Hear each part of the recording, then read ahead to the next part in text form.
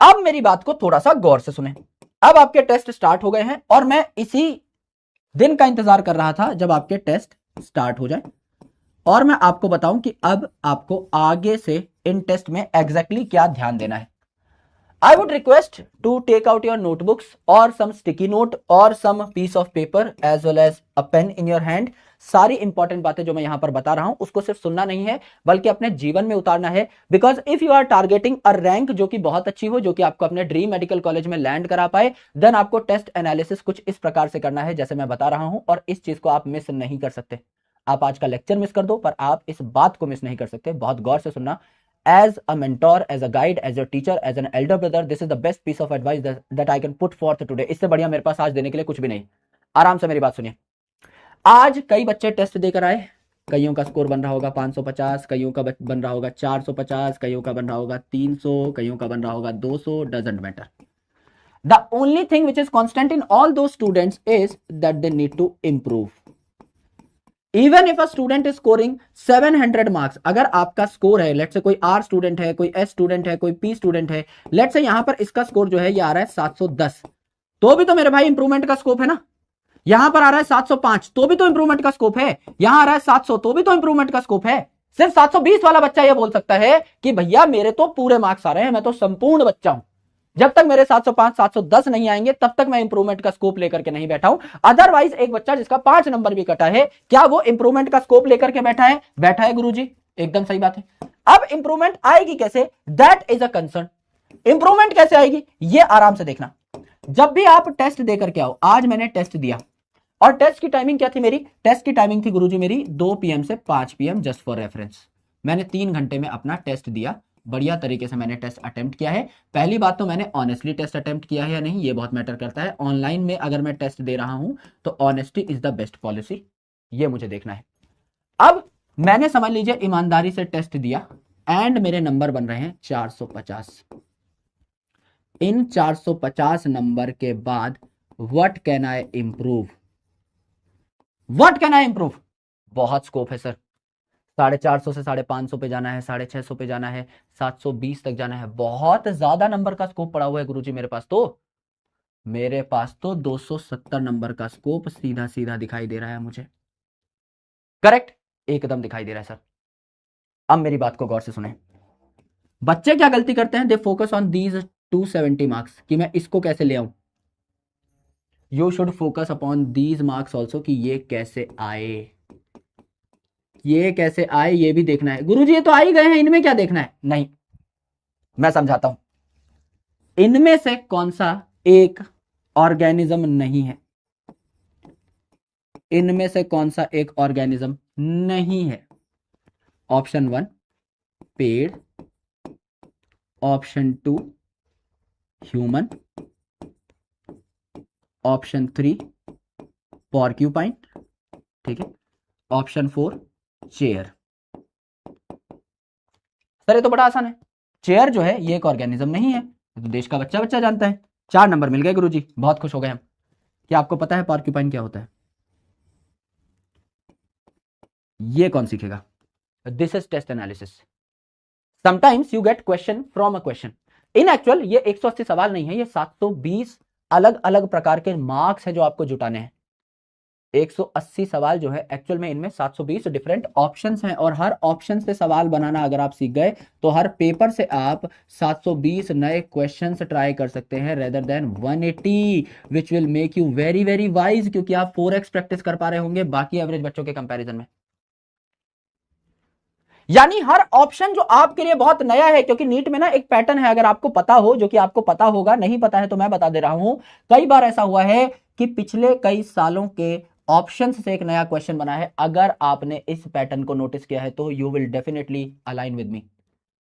अगर आप PY Q solve करते हैं तो ऐसा कोई ऑप्शन जो 2013 में पूछा गया था क्वेश्चन, उसके ऑप्शन के फॉर्मेट में एक चीज पूछी गई थी जो आपका पलट करके सवाल 2015 में बन के आ गया। लाइकवाइज 2016 में कोई ऐसा ऑप्शन था जो कि उठ करके 2020 में सवाल बन के आ गया। ऐसा होता है, ऐसा बिल्कुल होता है मेरे भाई। तो यहां पर क्या है, ये सारे के सारे जो आप एडिशनल खुद से सवाल बनाएंगे ऑप्शंस को देख देख के और इनको जब आप अपनी नोट्स में सप्लीमेंट करेंगे तो आपको मजा आना स्टार्ट होगा। यानी आप जब भी कोई भी टेस्ट देकर के आए, make a sheet, out of that हमेशा एक शीट बनाएं और इस शीट पे आप पहले ही 180 नंबर डाल के रखें, चाहे आप प्रिंट निकाल सकते हैं, एक ही बार लिख करके उसकी फोटो लेकर के प्रिंट निकाल लें, इस पे 180 जो है आपके नंबर लिखे हुए हैं। अब हर क्वेश्चन का आपको पैटर्न देखना है कि कोई क्वेश्चन मेरा सही हुआ तो क्यों हुआ, कोई क्वेश्चन सही नहीं हुआ तो क्यों नहीं हुआ, बिकॉज गलती करने की ना एक एबिलिटी होती है आपकी, एक पैटर्न होता है और वो जो पैटर्न है वो रिपीट करते हो आप। हर चीज का पैटर्न है इस पूरे यूनिवर्स में, आपकी गलती करने का, आपका पढ़ने का, मेरा पढ़ाने का एक पैटर्न है, एक तरीका है, उस तरीके से हम लोग भाग नहीं सकते, उसकी हमें हैबिट बनानी पड़ती है। तो सिमिलरली अगर आपके यहाँ 450 नंबर आए हैं, दूसरी गलती हम लोग सबसे पहले क्या करते हैं, पहले तो हम जो नंबर कट रहे हैं उन पे ज्यादा फोकस करते हैं, जो नंबर आ रहे हैं हमारे इस पे भी फोकस करना चाहिए। गलती नंबर 1। गलती नंबर 2 क्या है, गलती नंबर 2 है कि हम लोग ना क्वांटम लीप लेना चाहते हैं। क्वांटम लीप लेने से पजामा फट जाता है। क्वांटम लीप मतलब सीधा छलांग मारे, 2x 3x 4x, this is quantum leap. Quantum leap कभी काम नहीं आती। क्यों? क्योंकि 450 से आप चाहोगे कि अगले टेस्ट में मैं 600 स्कोर करूं, नहीं कर पाओगे। क्यों? एबिलिटी नहीं है, टेंडेंसी नहीं है।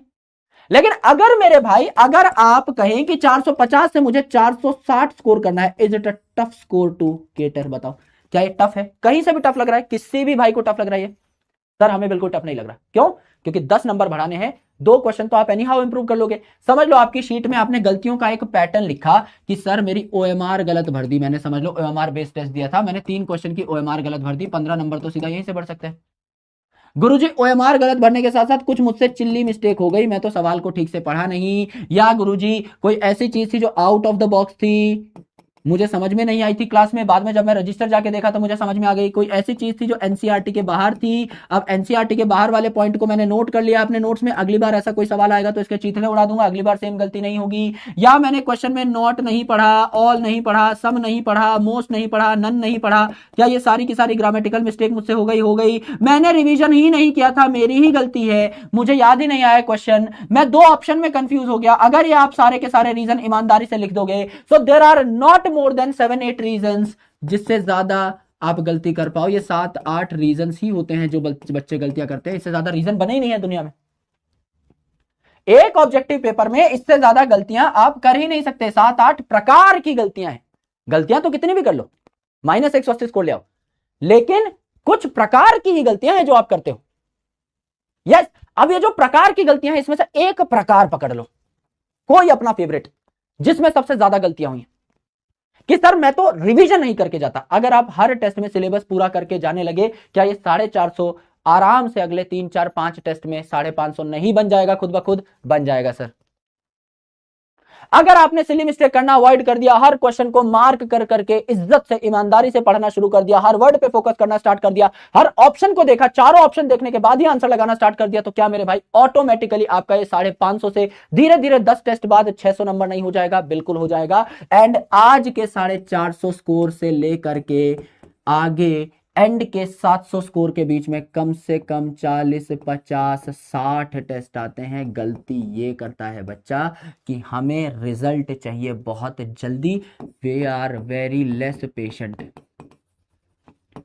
एंड इस पूरी जर्नी में पेशेंस इज द ओनली की, ये जिताती है आपको। यह हमारा सबसे बड़ा हथियार है, इट इज आवर वेपन। जिसने इसको अच्छे से यूज किया है उसको आज तक जीवन में कोई नहीं हरा पाया, चाहे कोई मैदान हो। मैं सिर्फ पढ़ाई की बात नहीं कर रहा, मैं जीवन की भी बात कर रहा हूं। If you are patient, if you have done your work and if you are patient for results, the result will definitely fall in your favor। हमेशा चीजें चल के आती हैं क्योंकि आप काम करके संतुष्ट हो चुके हो। मेरे हाथ में जो था वो मैंने कर दिया, मैं करता रहूंगा निरंतर, मुझे रिजल्ट दिखें मुझे रिजल्ट ना दिखें, कर्म के अलावा मेरे हाथ में कुछ नहीं है। अगर इस मेंटालिटी के साथ काम करोगे, रिजल्ट झक मार के तुम्हारे कदमों में गिर जाएंगे एक दिन, और होता है ये। हम कई बार क्या करते हैं, गड्ढा खोदते रहते हैं, लगता है भाई अब बहुत हो गया, भाई अब नहीं, भाई इससे ज्यादा मेरा इनपुट नहीं है, मुझे पानी नहीं मिल रहा। हो सकता है पानी 5 फीट ही और दूर हो, लेकिन आपने उस टाइम पे गिव अप कर दिया जहां रिवॉर्ड सबसे पास था। अधिकतर बच्चा यही करता है, सर नंबर नहीं बढ़ रहे, 10 टेस्ट दिए, 20 टेस्ट दिए, डिमोटिवेट हुए, छोड़ दिया। टेस्ट तो देना ही है मेरे भाई, चाहे 100 टेस्ट तक नंबर ना बढ़े, और अगर नंबर नहीं बढ़ रहे हैं इट इज योर फॉल्ट। अगर आप 20-25 टेस्ट दे चुके हो और नंबर नहीं बढ़ रहे हैं, the most common mistake which a lot of students do is poor test analysis. मैं बोलता हूं भाई टेस्ट एनालिसिस कितने टाइम में किया? गुरुजी आधे घंटे में किया। नहीं होता भाई टेस्ट एनालिसिस, पेपर को घूर के देखना पड़ता है। पेपर की निगाहों में देखना पड़ता है मेरे भाई, सवालों से सवाल निकालने पड़ते हैं, सवालों से बात करनी पड़ती है। वो जो कोरे पन्ने हैं वो बोलने लगते हैं, रहस्य उगलने लगते हैं, तब तक उस पेपर को आंखें फाड़ के देखना पड़ता है। और same with books, when you spend more time with books they will definitely tell you some deep meanings of words जो बाकियों को नहीं पता है। जो बच्चे सुपरफिशियल किताब पढ़ते हैं, सिर्फ किताब को एक झलक देख लेते हैं और सोचते हैं मैंने किताब पढ़ ली, उनसे ज्यादा बातें आपको पता लगती हैं जब आप किताब के साथ ज्यादा वक्त बिताते हो। आप एनसीईआरटी को 20 बार पढ़ो, आपको ज्यादा बातें बताएगी, आपको 21वीं बार और ज्यादा बातें बताएगी, आपको हर बार कुछ नया मिलेगा। एक किताब संपूर्णतः आप पढ़ ही नहीं सकते। कोई कहानी की किताब है उसको आप पढ़ सकते हो, ये जो कंसेप्चुअल किताबें होती है एक बार में इससे ज्ञान नहीं जुटा सकते, आप सारा सब नहीं निचोड़ सकते। हो सकता है मैं आज भी एनसीईआरटी पढ़ूं, मुझे कुछ नया मिल जाए, ये डेप्थ की बात होती है। और ये आप एग्री करोगे, अगर आपने 10 बार एनसीईआरटी पढ़ी है अपने जीवन में, आपको पता होगा 11वीं बार भी पढ़ोगे कुछ नया मिलेगा कि भाई ये लास्ट टाइम मिस हो गया था, या इस तरीके से समझ में नहीं आया था जिस तरीके से ऑथर ने लिखा था। ये होता है, ये एक स्ट्रिक्ट पैटर्न है। सेम चीज इज विद पेपर एनालिसिस। अगर मैं 3 घंटे का पेपर दे रहा हूं, 1.5 से 2 घंटे से पहले मेरा पेपर एनालिसिस हो ही नहीं सकता। This is the practical truth. अगर आप 180 क्वेश्चन रिव्यू कर रहे हो, हर ऑप्शन रिव्यू कर रहे हो, आप कैसे आधे घंटे में कर सकते हो मुझे बताओ? 720 ऑप्शन आप आधे घंटे में रिव्यू कर लोगे? एक बार कैलकुलेट करके देखो that what time are you giving to a single option within that 30 minute time span. एक 30 मिनट के टाइम स्पेन में 720 ऑप्शन तुम देख भी लो ना, आंखें फाड़ के, बहुत बड़ी बात हो जाएगी। और तुम कह रहे हो हमने एनालिसिस कर लिया, नहीं किया भाई, धोखा दे रहे हो खुद को भी, मुझे भी उल्लू बना रहे हो यहां पे आके। ऐसे नहीं होता। पढ़ाई बहुत ईमानदारी मांगती है दोस्त, बहुत ईमानदारी मांगती है। पेपर एनालिसिस ज्यादा ईमानदारी मांगता है। और वो बच्चे जो खासकर स्टक हो जाते हैं, तुम्हारी जो सबसे बड़ी प्रॉब्लम है ना, that is paper analysis only. ये इतनी भारी चीज है, ये लगती है बहुत टुच्ची सी चीज, इतनी भारी चीज है, it can bring you your favourite medical college. आराम से तुम जो सोचोगे वो सब हो जाएगा, क्योंकि आप एक ऑब्जेक्टिव पेपर की तैयारी एक थ्योरेटिकल प्रिपरेशन से नहीं कर सकते। मैं वीडियो देख के स्विमिंग नहीं सीख सकता, मुझे उतरना पड़ेगा दरिया में, तब जाके मैं स्विमिंग सीखूंगा, क्योंकि मुझे यह पता लग गया है कि हाथ पैर मारने कैसे हैं। लेकिन जब तक मैं उन लहरों का सामना नहीं कर लेता, मुझे स्विमिंग नहीं आएगी। Some things need practicality. If your paper is theoretical, तो थ्योरेटिकल तैयारी करोगे ना, बोर्ड का पेपर दोगे, थ्योरेटिकल तैयारी से निकल जाएगा, 90 नंबर आ जाएंगे, 95 नंबर आ जाएंगे, मैं तो खुद कह रहा हूं। लेकिन when you are preparing for an objective examination, you can't go with theoretical preparation. ऐसे अधिकतर बच्चे होते हैं जो क्लास में बोलते हैं सब समझ में आ गया, सवाल नहीं बनते। Question solving is a different game. Question solving needs a different ability. ऐसे कई बच्चे हैं जिनको तुमसे कम नॉलेज होगी, जो तुमको दे के मारेंगे भाई, पेपर में उठा के पटक देंगे नीचे, दबोच लेंगे। क्यों? Because they have a problem solving aptitude. ऐसे कई बच्चे होते हैं जिनकी स्किल्स बहुत अच्छी होती है। And this is a skill based game, this is not a knowledge based game. यहाँ कौन जीतेगा? जिसको बहुत नॉलेज है। तुम बायोलॉजी की 10 किताब पढ़ के चले जाओ, कितने आएंगे? 360 ही आएंगे ना maximum.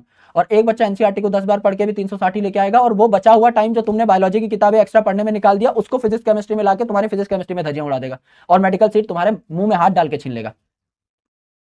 It is a competition, you need to understand this thing very well, कि बहुत ज्यादा पढ़ने से सिलेक्शन नहीं होगा मेरे भाई, बहुत कंसाइज चलना पड़ेगा, और उस कंसाइज चीज को मल्टीपल टाइम्स पढ़ना पड़ेगा, अलग अलग फॉर्मेट में, जिससे तुम बोर ना हो। ये तरकीब है कॉम्पिटेटिव एग्जाम निकालने की। हर कॉम्पिटेटिव एग्जाम तुमसे कुछ डिमांड करता है, तुम्हें उन डिमांड्स को समझना होगा मेरे भाई। और नीट क्या डिमांड करता है? नीट डिमांड करता है पेशेंस वाली preparation for a longer time with limited confined resource with a lot of practice with a lot of analysis. ये if you do anything with maths, if you do anything with numbers, you will definitely kill the game. किसी भी चीज को अगर आप नापना सीख गए, किसी भी चीज को लाइफ में, धंधा कर रहे हो, बिजनेस कर रहे हो, नापना सीख गए, खुद की प्रोडक्टिविटी को डेली बेसिस पे नापना सीख गए। आज मैं 7 घंटा 10 मिनट पढ़ा था, कल मैं 8 घंटा पढ़ के दिखाऊंगा। The things you can measure, you can improve, क्योंकि उसके साथ एक डायरेक्टली नंबर एसोसिएटेड है, और नंबर्स झूठ नहीं बोलते। मैं और तुम झूठ बोलते हैं, हिंदी भाषा झूठ बोलती है, इंग्लिश भाषा झूठ बोलती है। आई वर्कड अलॉट, कितना अलॉट भाई? तुम बोल रहे हो I worked a lot sir, I read a lot today, कितना पढ़ लिया? 6 घंटे। मेरे लिए 6 घंटा कुछ भी नहीं है, it is not a lot for me, it is a very subjective thing. तुम्हें लग रहा है 6 घंटा बहुत अलॉट हो गया, मेरे लिए तो कुछ भी नहीं है। तो यहां पे थर्ड पर्सन रेफरेंस बहुत ज्यादा मैटर कर जाता है, कि वो मेरे लिए अलॉट है भी या नहीं। लेकिन if you exactly count that number, कि sir I read for 10 hours today, now this is a concrete number, now visualise कर पा रहे हो। 10 घंटा मेरे को 10.5 घंटे तक इंप्रूव करना है, 10 घंटा 45 मिनट तक इंप्रूव करना है। अब इस चीज को मेजर कर पा रहे हो। आई रेड अलॉट कभी मेजर नहीं कर पाओगे, कभी इंप्रूव नहीं कर पाओगे। क्या बोलोगे जिस दिन इससे ज्यादा पढ़ लोगे? I read a lot. अरे भाई अलॉट ही है ना, तुम्हारे लिए तो अलॉट पे ही तुम सैचुरेट हो गए। तो अब उससे ऊपर क्या? कुछ भी नहीं, ना भी नहीं पाए। अब नापना कैसे है मेरे भाई? Track everything. मैं कह रहा हूं किसी भी चीज को मैथ से जोड़ा, खेल फोड़ा, ट्रैक करो हर चीज को। I personally make my calendar, I talk to myself. मैं सबसे ज्यादा खुद से ही बात करता हूं, चैट नहीं है, चैटे हैं खुद से ही। जब भी मेरे दिमाग में कोई आइडिया आता है, I type it to myself. I have a personal chat, और व्हाट्सएप ये ऑप्शन देता है।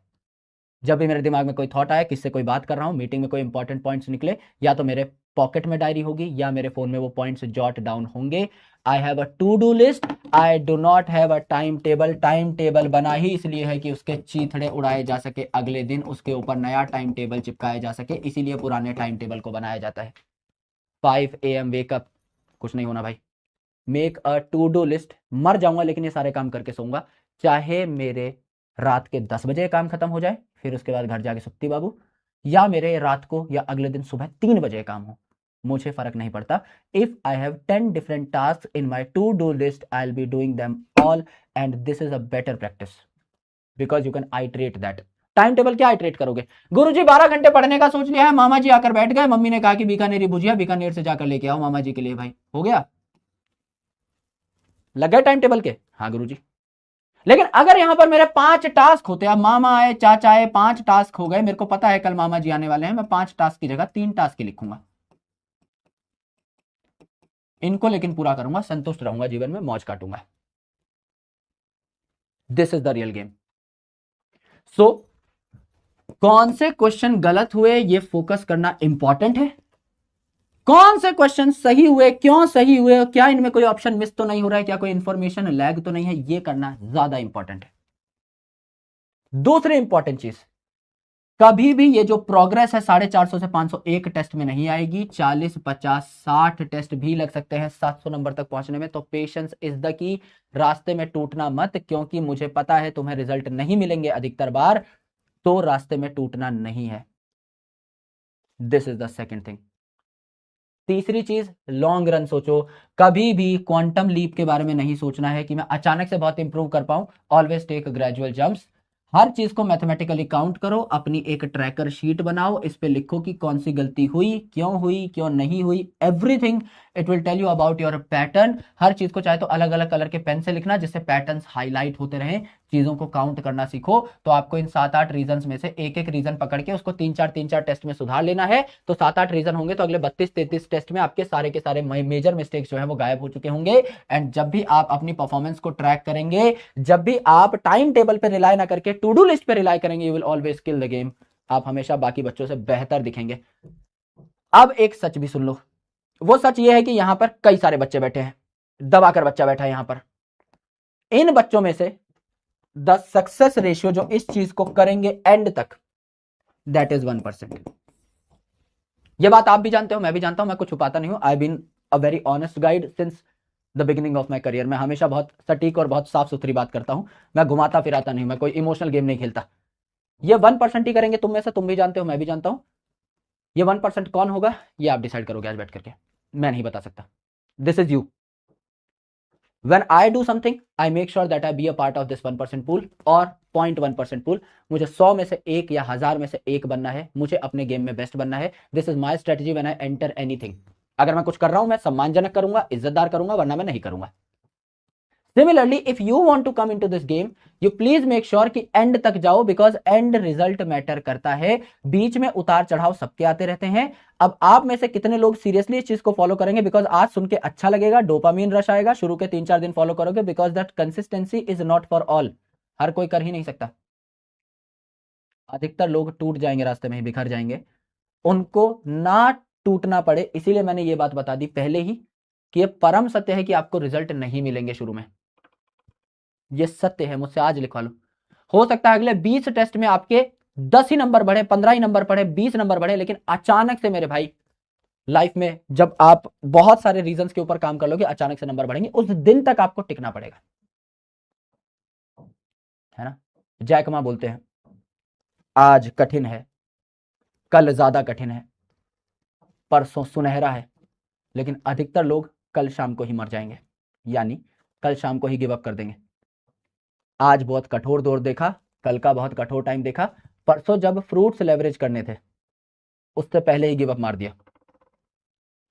परसों के फ्रूट तक टिकना है हमको, ये बात समझनी है आपको आज के इस सेशन से। इससे बेहतर एडवाइस मैं कह रहा हूं मेरे पास है ही नहीं।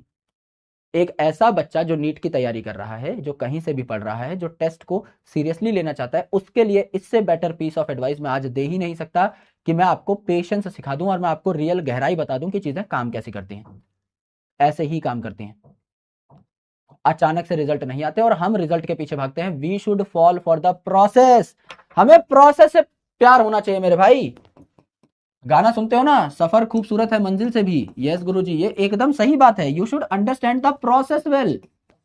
प्रोसेस से अगर प्यार हो गया ना, पढ़ाई से अगर प्यार होगा, रिजल्ट क्यों नहीं आएगा? सोच के देखो। एक ऐसा बच्चा जिसे पढ़ाई से प्यार है, क्या वो जिंदगी भर पढ़ाई करके अपना करियर नहीं बना पाएगा? मुझे पढ़ाई से प्यार है, मेरे को कितना भी पढ़वा लो दिन में। I am a bibliophile, I can read. मेरे को अगर ऐसी नौकरी मिल जाए कि मेरे को दिन में 10-12 घंटे 14 घंटे पढ़ना है बैठ के, I would love to do that, कि मैं पढ़ूं लिखूं पढ़ूं लिखूं पढ़ूं लिखूं, मजा आ जाएगा। तो मेरे लिए वो ऑब्लिगेशन है ना, मेरी खुद की लाइफ की ऑब्लिगेशन है कि मेरे को तो पढ़ना ही है। मेरे को कोई बोले तो भी पढ़ना है, नहीं बोले तो भी पढ़ना है। अब मेरे को कोई बोलता थोड़ी है कि गुरुजी जा जाके वर्ल्ड रिकॉर्ड बना दो। मेरी पर्सनल चॉइस है ना यार, मेरे को कुछ आता ही नहीं है, मेरे को पढ़ने पढ़ाने के अलावा कुछ नहीं आता। तो मेरी तो ये रिस्पॉन्सिबिलिटी है ना कि मैं जो काम कर रहा हूं उसमें तो बेहतर बनूं। So if you have chose biology for yourself, if you have chose something for yourself, you should be better in that. ये तो होना ही पड़ेगा, इसका तो कोई तोड़ ही नहीं है भाई। कि एक चीज हमने जीवन में खुद से चुनी, हमारे पास जब अपॉर्चुनिटी आई 10वीं कक्षा के बाद, हमने कहा बायोलॉजी हम खुद से चुनेंगे। और वो भी अगर हम नहीं पढ़ पा रहे हैं तो इस पे तो थोड़ी तो मत देखो, बहुत ऐसे बुरा मत मानना, थोड़ी तो शर्म आनी बनती है इस चीज पे कि जो चीज मैंने खुद ने चुनी। समझ लो भाई, मैंने टीचिंग चुनी, मैं रिसर्च छोड़ के टीचर बना, और टीचिंग में भी मैं एकदम खत्म रहूं।